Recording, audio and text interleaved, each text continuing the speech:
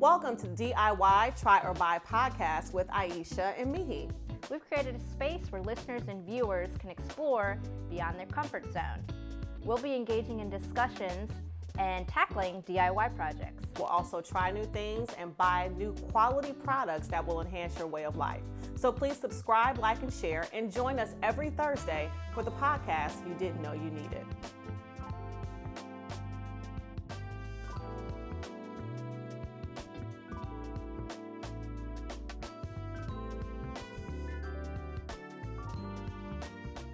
Welcome to DIY Try or Buy podcast with Yiesha and Mee Hee, and this is episode 7. What are we talking about today, Mee Hee? I'm so excited about this one. We're actually going to be doing some commission-free product reviews. And do you know what that means, commission-free product reviews?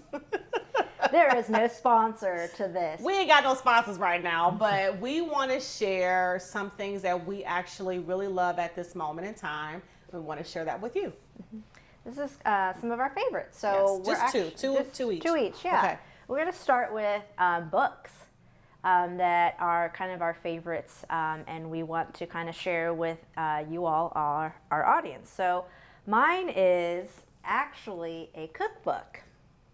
So this is the Korean vegan, Joanne Molinaro, who I'm a huge super fan of. This is her book. I have made several recipes that I haven't had. This one specifically, it's her kind of mom's egg rolls recipes, mom's egg rolls, and it's beautiful. Ooh. And this book, to me, is not a traditional cookbook. Obviously, I'm a fan of Joanne, and she's known as the Korean vegan on TikTok, on Instagram, all the channels.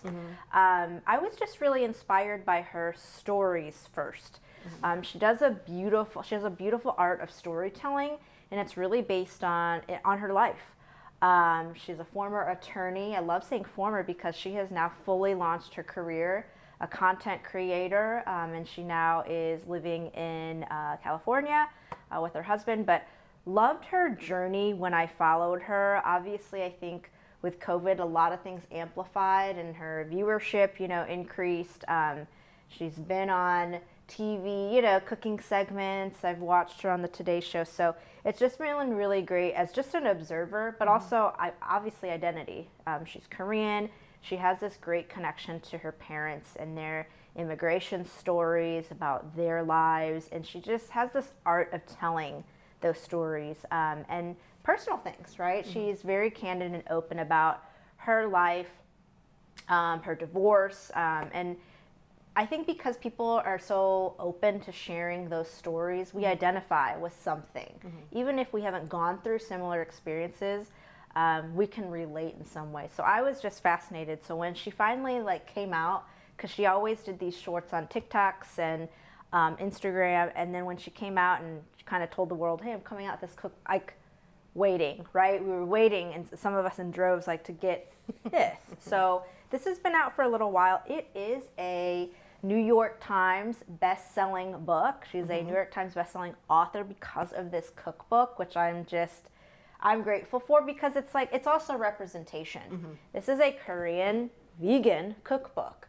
So in Korean people, a lot of the food is based in fish. It's not veganized. So for her to actually say, you can still have this great food, this great Korean food, without the things that don't make it plant-based, you can actually have it, and it's delicious.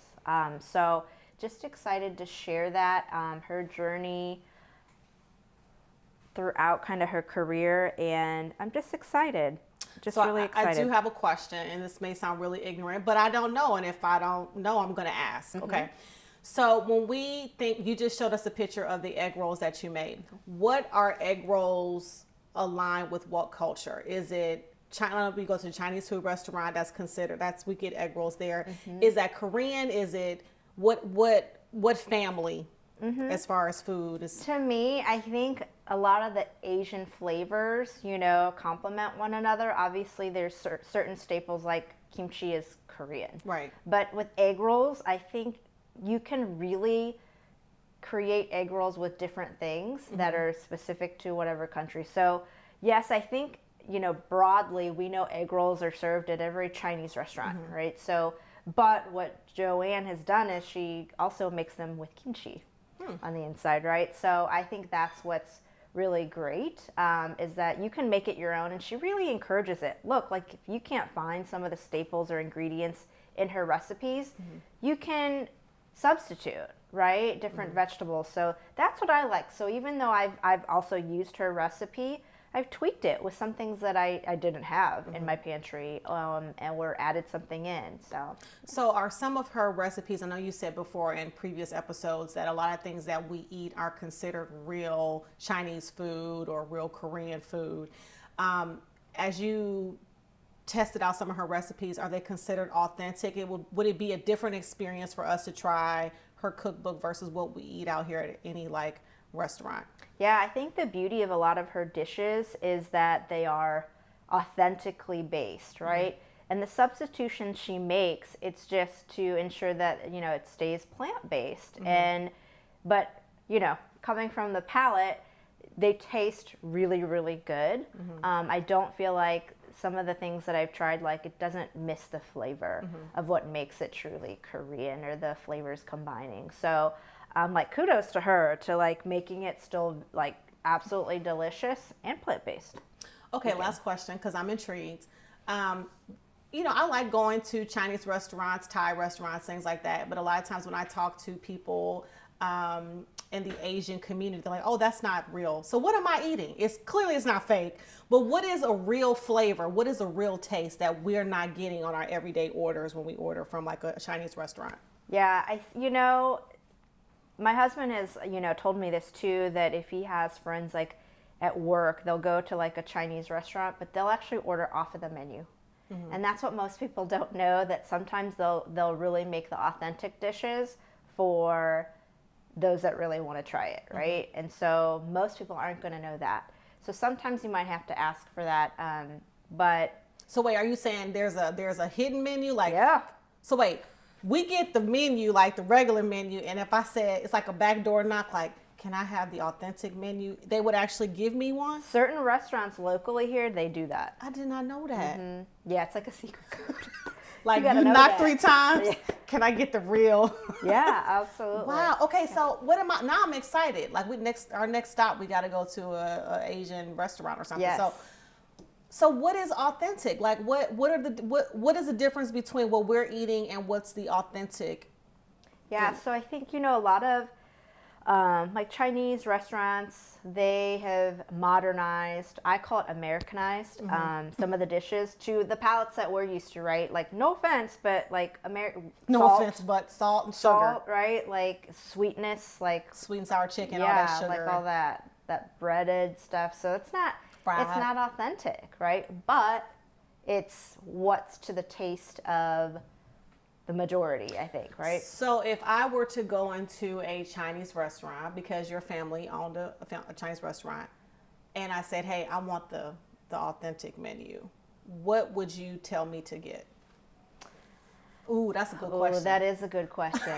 You know, because like I'm Korean American, so you know I'm always going to gravitate towards like anywhere, even if it's like Chinese. I'm going to be like, oh, do you have some Korean dishes? Because a lot of Chinese restaurants will carry some that are real authentic to like Korean dishes. So obviously, if you're going to come with me, I'll set it right.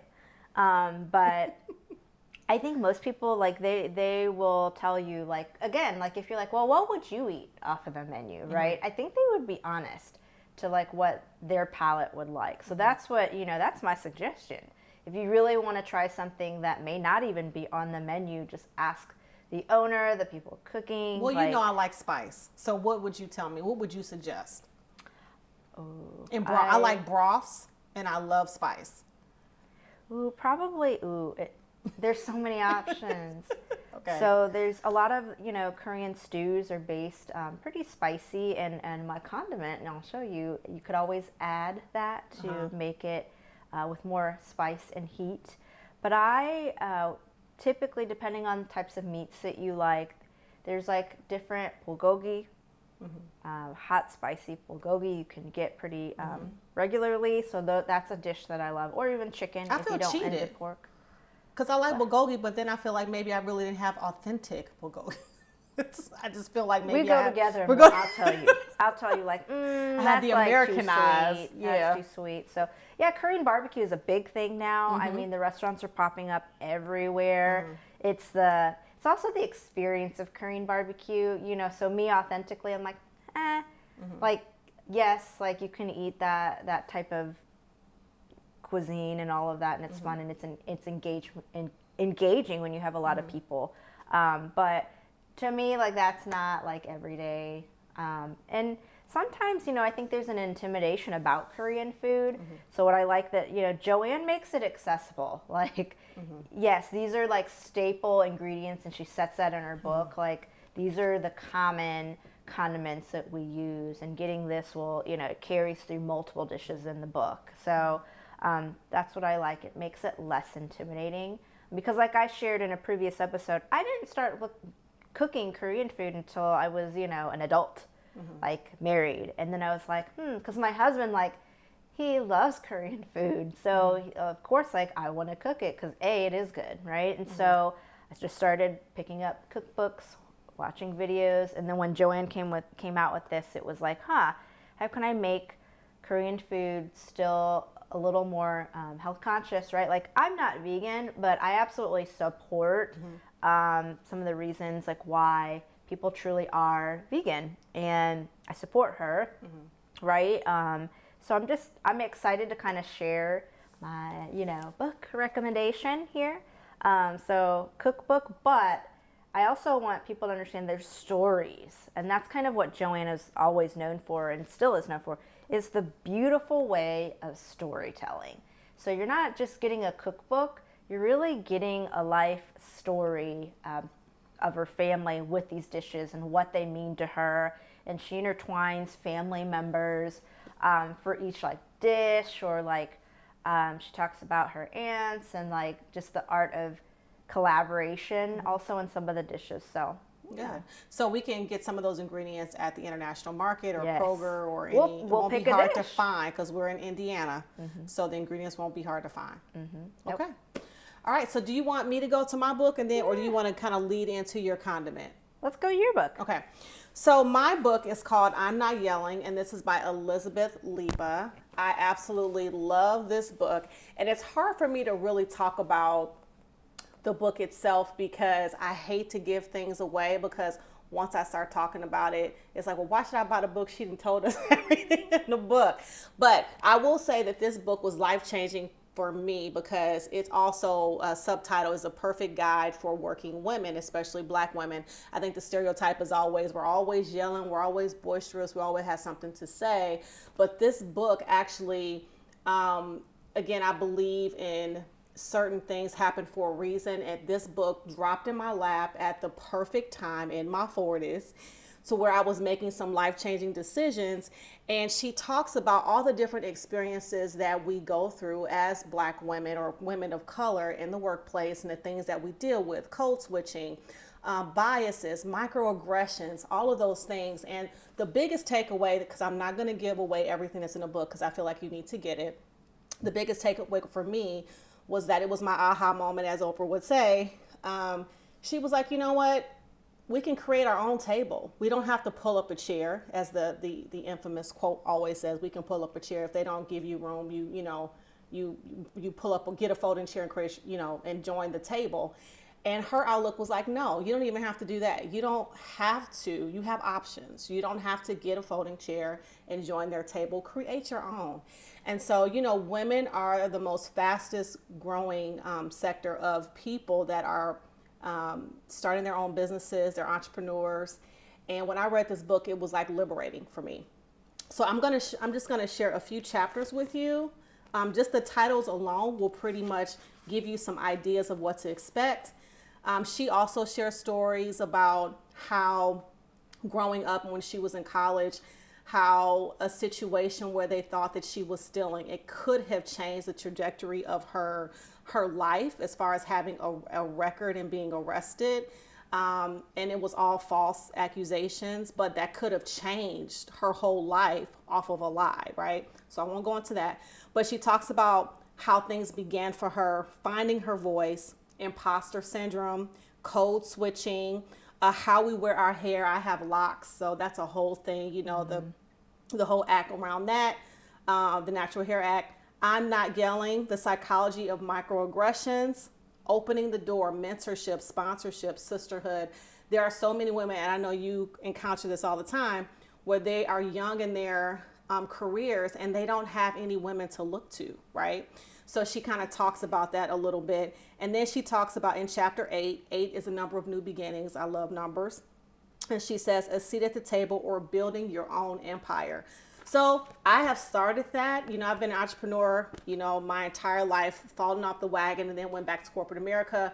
My dad is a huge inspiration for me. He's always worked for himself, never worked for anybody. So he has always been that pillar of strength for me. So this book, if you are looking for inspiration, if you are out there in the world and you're thinking like, is it just me? Is it me? Am I crazy? Am I the only one feeling this? This book right here is going to let you know that you are not alone. I actually did a review for her on Amazon. No, was it Amazon? I think it was LinkedIn. And I reached out to her and she responded. So I was like fanning out like, oh my gosh. She was really appreciative of the review that I gave to her. And she's an activist, an author. She's all these things, a phenomenal Black woman. And if you want to follow her on LinkedIn, she's on there every day. And she's always posting really relevant information. So this is the book you need to have. And you don't have to be Black to read this. If you want to lean in and learn more about what we go through and all the microaggressions, code switching, biases, all those things that we encounter, this is a really good book to have. So love this book. You know, a little bit about that book, it's getting, you know, a great deal of attention for the right reasons. Absolutely. And I've seen a lot of people, because I do follow her on LinkedIn, and she has a great presence, right? Not just of her book, but like gems that everyone should read through and really think about, very deep one. And let's be very honest, they're going to be uncomfortable. Oh, yeah. Right? But if you don't get comfortable being uncomfortable, you're not going to move and grow, right? So Absolutely. I've seen a lot of people also commenting about they've bought it for their like teams, right? And these are not, you know, these are not people that identify as a Black woman. Right. And so I think there's some power into understanding that when you are in workplaces, because there's a lot of references, right, that she shares in that work environment and some of the struggles of a Black woman. I think, you know, if you are in corporate America, you are a leader and you have Black women on your team, or if you don't, let me also plug the book. I'll be also transparent. I haven't read it. I'm a fan of her, so I'm gonna have to do a book trade. But I'm excited to actually engage because you have to. Again, it's about learning other perspectives. I think that is why, you know, we have this deep developing relationship, because we're open to learning perspectives, and that is the only way you can grow. Absolutely. And, you know, have empathy, and, you know, also learn, you know, to respect that there are others that have different perspectives than you, right? And there's nothing to be fearful about, to learn and also be uncomfortable. I think people, you know, fear that, ooh, I don't know if that's for me. Like, tap into that. Tap why you might be thinking this book may not, or in any circumstance, like what might make you uncomfortable. So I'm just seeing a lot of comments about the book too, of like, who is, you know, engaging in this book, the intentionality of corporate leaders purchasing this book for their teams and really understanding this perspective. So Lisa Hurley and Elizabeth Leiba, they actually are, I believe, and correct me if I'm wrong, they just created a podcast also called The Great Exhale. So support these women. They're doing some phenomenal things. I think they have a GoFundMe to build their community on all the amazing things that they're doing around empowerment and activism. So love this book. Check her out on LinkedIn, and I'm sure she's on every platform, but I follow her on LinkedIn on a daily basis. So great book. And so here's the thing. So when I read a good book, I usually like to give it away, but honestly, I read this book on a plane and I was done with this book in 2 days. That's how good it is. I didn't want to put it down, but I like to highlight. I got so many highlights. So if you don't mind all the highlights in this book, you can still take it. See, and what read I it, love about that is then it shows you like what resonated with you, right? Because a lot of it did. I got a lot of highlighted. I love that. Yeah.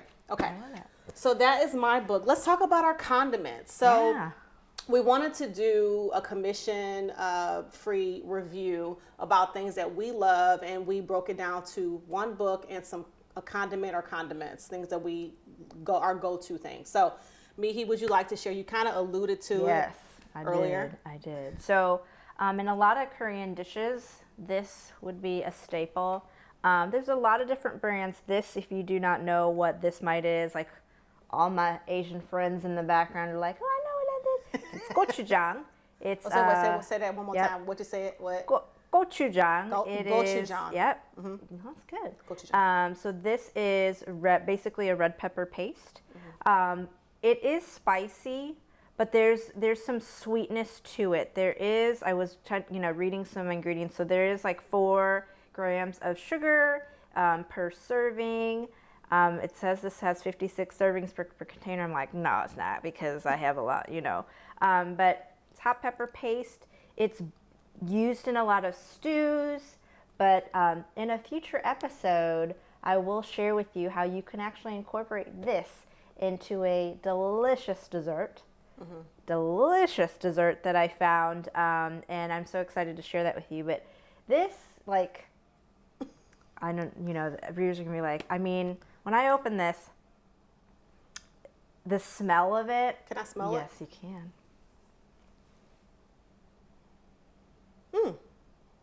Yeah. Yeah. So it's not a bad smell. No. It doesn't even smell hot though. When I think red pepper, I'm thinking it's going to be hot, but it's. To me, it gives like a sweet heat. Right. It does develop, but like honestly, I don't think it's that spicy. So, but this is, you build, kimchi. You can build this. Use a little bit of this kimchi. You kind of make your own paste in kimchi too. But this is any of my friends who love. Oh, now I'm forgetting it. But the rice cakes, that are really spicy. This is the base of that, and it's delicious. Like, I would incorporate this with like stir fries to make it a little more heat as well. Okay, I'm gonna have to try that. Yeah, like. Can you get it in like a smaller jar? Because that looks really big. So I got this. This is Korea. You can tell. If you can't understand, like read the writing, it'll say like product of Korea, so that that's where it's from. Where did you buy it? At the Asian market that we will visit. Go to. Okay. Yep. Okay. So you can find these. There's all different brands too. You can find it at any like grocery store as well. They'll be smaller. They'll probably be like half of this, but obviously I use I know I go into like the international sections at like a Kroger, and when I buy paste, they're usually like in a tube. But I've never, that looks like a butter crock. Yeah, it's a lot. So you use that a lot. Oh yeah, and there's bigger sizes obviously depending on how much you cook with it and your taste. So I get to try it in one of your dishes. Yes. And it's not one of her dishes. It's one of your dishes. Yeah, absolutely. I mean, like Joanne has so many different Korean dishes, but I will definitely use it in a dish that I make. Okay, so your condiments. I have 2. So, I've shared with you before in previous episodes that I love to make charcuterie boards for my family and my friends and for myself. Like, I have small boards, and I'll come in, I'll pour a glass of wine after work, or just not after work if I just want a glass of wine and a board, and I will create a board. And I get these at Trader Joe's, and they are grilled olives. I was minding my own business, and they were just like Costco. They have those little demo stations, and the guy came up to me and was like, would you like to try this? Now, I love olives, I love garlic, I love all those things. So when he showed me grilled olives, I'm like, okay, that sounds tasty, but let me try it. So I tried it, and I bought like a couple jars. So every time my girlfriends come through, I just had a girlfriend come in from Chicago. She stayed here 3 days. I made her a board, and she was like, can you pick me up some some grilled olives? So I let Mee Hee try it last night. What did you think? It is delicious. They got grill marks and Delicious. everything. So I'm all about details and plating. So it looks really good on a board. You can't see it, but it's got the little grill lines on it. The only thing I don't like, it is very oily. But that's fine. You can put it in a strainer and put it on your board. But this is a really nice added touch, especially for the summer as you're grilling and going out and you're making these beautiful boards. These are really good and they're huge. So if you want to be creative, you can actually stuff them with cheese and just get real creative with it. But love, love, love this added thing. So as far as a condiment is concerned, again, I like to cook, but I'm trying to stay away from a lot of salt. And so I know you brought a condiment over that we talked about, which was soy. But this liquid aminos is everything. My son, he uses this like, you know, a lot of us in our community like Lowry seasoning. My son goes to this all the time. If I make butter noodles, if I make stir fry, if I make rice dishes, he's throwing this into all of the dishes. I love it. It's healthier. It's gluten-free. It's a soy protein seasoning.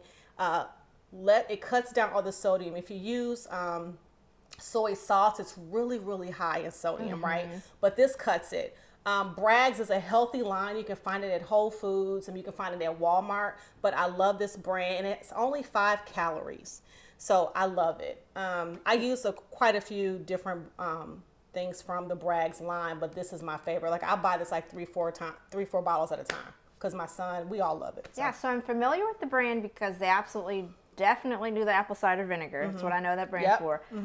Is it? I've never used it. Really? Is it but I feel like I've heard that it could be a substitute for soy sauce. Yeah, it is. It's a substitute. It's just it cuts down on the sodium. I don't know if soy sauce is vegan, but this is vegan. Okay, non-GMO, no artificial flavors, no alcohol, but it's so good. You can't tell the difference. If someone asks you, so if we go to a Chinese restaurant, I don't even take packets. We just come home and use this. Oh, okay. We just use this. So love, love, love. And I think this is like no more than $5. You can get it at Walmart, Whole Foods, wherever. So when we make the egg roll recipe, that's what we're going to use. Look at that. So yes. I love that. So those were my faves as far as books and condiments. Is there anything else that we want to share on this episode? I think we've got a few. I mean, in some later episodes, we'll be bringing up a couple of other things that we really enjoy. But I think that's it. Okay. And so what we'll do for the things that we've shared, we'll try to add the link or the product name for the things that we've shared with you. Please comment on this. Let us know if you use these products as well. We really do appreciate you taking time out to listen to our favorite things as far as it speaks to our books and our condiments. But like I said, like, share, subscribe to this episode. And thank you for watching DIY Try or Buy podcast, the podcast you didn't know you needed. Thank you.